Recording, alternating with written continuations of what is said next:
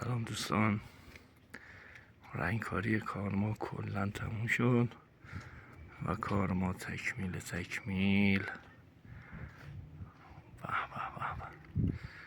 به قول خودشون. این هم حوض آبنمامون، خود آبنما. این هم از نمای دیوارمون.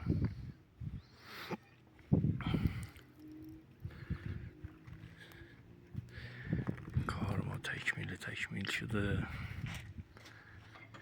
آماده تحویل دادن به کارفرماست. این هم که نمای دیوارمون.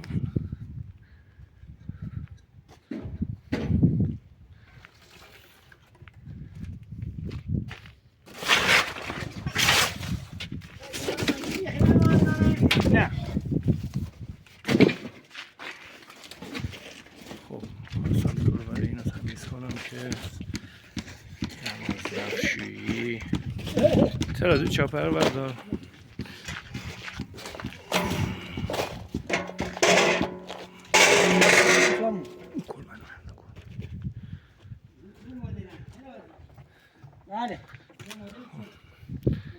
نماز کبابپزمون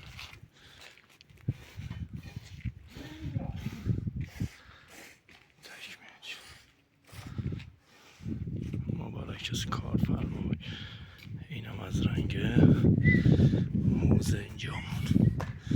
انشالله که خیرشو ببینه، مبارکش باشه.